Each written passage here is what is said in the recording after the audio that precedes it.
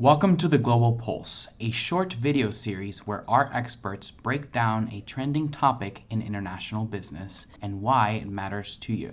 Where we have gone wrong internationally with taxation is there is no international tax law. There's sort of a mutual and loose cooperation amongst countries to try to avoid double taxation on companies and people and to avoid double non-taxation on income from the same group of taxpayers.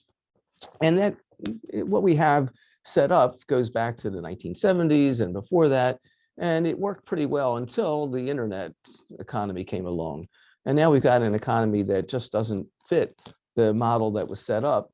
And a lot of shenanigans go on where royalties and intangible property are moved across borders just for purposes of avoiding taxation. And countries have caught on to the fact that if they do a little bit of international tax competition, they can bring some revenue to their countries. For example, the Netherlands was known to negotiate really low tax rates in order to attract companies like Starbucks to report profits there and pay tax to the Netherlands, albeit at a really low rate. But hey, Starbucks has little to do with the Netherlands. They're not incorporated there. That's not their headquarters. So from the Netherlands standpoint, this was extra money.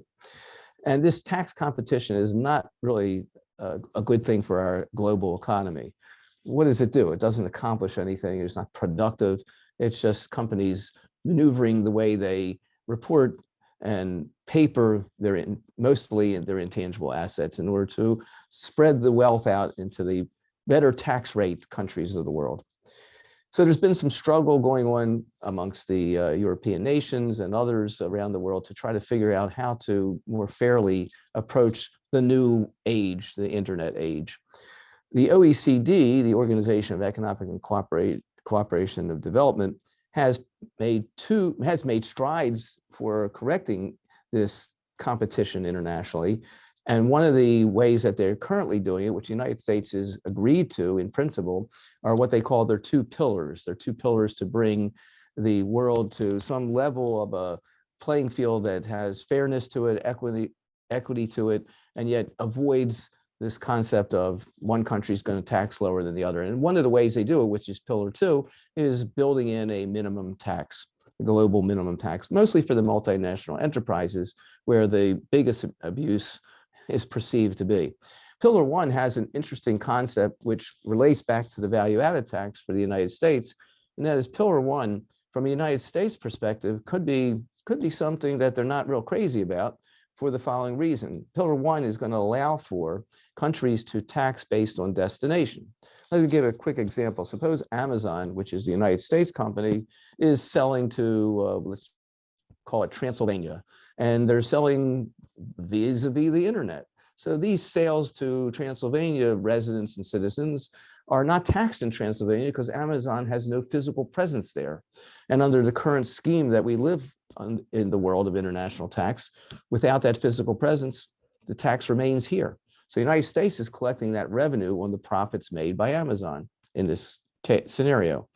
With pillar one, what would happen is Transylvania would suddenly have the ability to tax based on the destination of sales and revenue products to Amazon in this example. And therefore, Amazon would suddenly have to pay tax to Transylvania. That translates back to the United States, where the United States is going to allow a foreign tax credit for the dollars paid there. So Amazon's tax revenue paid to the US will go down because of the foreign tax credit. We don't like the double tax, and it's not a good idea to double tax businesses. And so that's the system that we have now, and that would work under that new scenario, pillar one.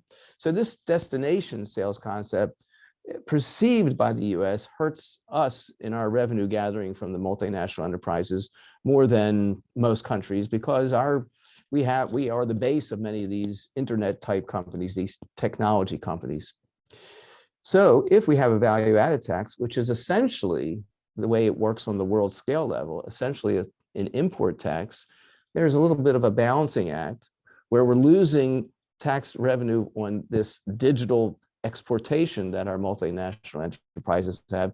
We would be picking up a little bit on the import side of the value added tax. Now, it's true, the import side is, quote, paid by our consumers, And that's why it is a move towards national sales tax, but it could be at a much lower rate if we don't get rid of our income tax code and we do like most other countries do, combine the two systems in order to, I think, fairly collect revenue for the government, where you got some progressiveness to it and some regressiveness on the other side.